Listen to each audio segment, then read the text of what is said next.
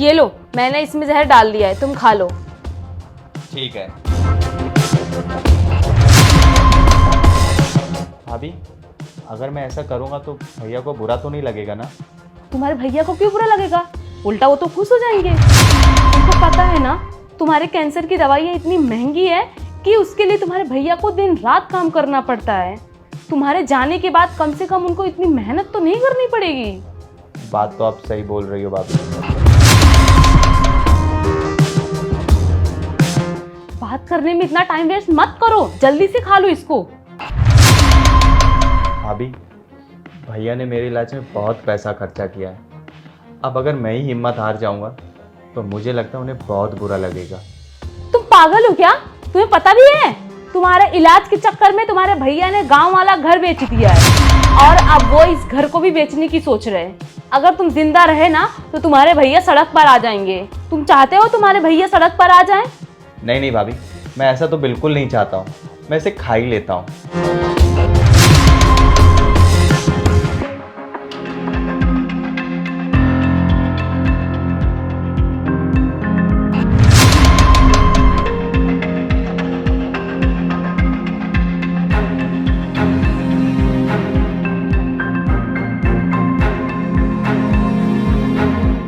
अरे यश, ऑरेंज खा रहे हो? लाओ मुझे भी खिलाओ।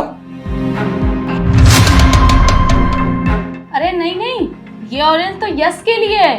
अगर तुम्हें खाना है तो मैं दूसरा लाके देती हूँ।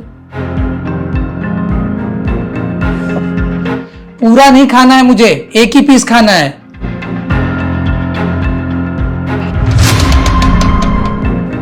भैया आप ये ऑरेंज मत खाओ, इसमें जहर है। क्या इसमें जहर है? हाँ भैया, इसमें जहर है। तुझे कैसे पता इसमें जहर है? वो भैया, बात ऐसी है कि भाभी ने डाला था इसमें जहर। तुमने इसमें जहर डाला? पर क्यों? मुझे मारने के लिए।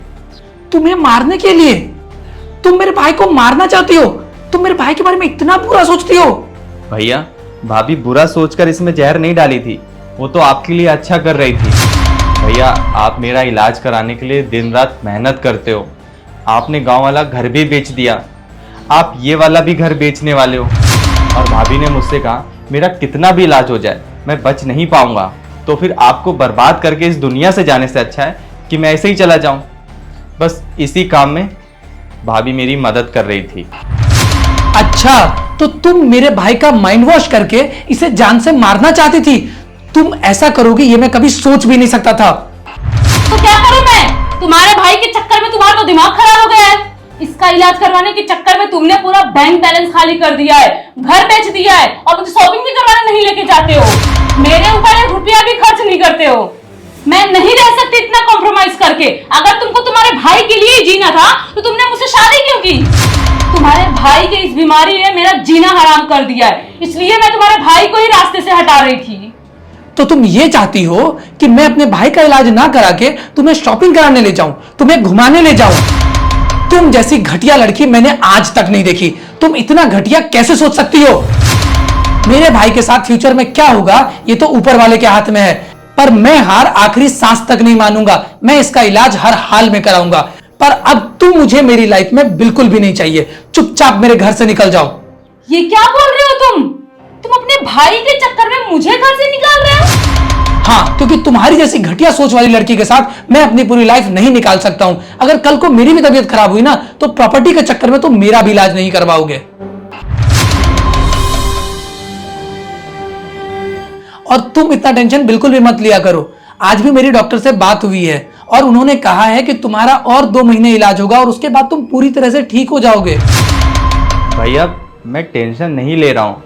वो तो भाभी ने मुझसे बोला कि मेरा कितना भी इलाज हो जाए मैं ठीक नहीं होऊंगा, और आपने मेरे इलाज में कितना पैसा खर्च किया है, तो इसलिए मुझे ऐसा लगा कि आप बेकार में मेरी वजह से बर्बाद हो रहे हो, इसलिए मैंने ऐसा किया। अगर बुरे वक्त में फैमिली ही काम ना आए तो फिर ऐसी फैमिली का क्या फायदा? और सबसे ज्यादा इंपॉर्टेंट जिंदगी है, पैसा नहीं। पैसे तो मैं फिर से कमा लूंगा, मुझे उसका टेंशन बिल्कुल भी नहीं है। सॉरी भैया, मैं आगे से ऐसा नहीं करूंगा। ठीक है।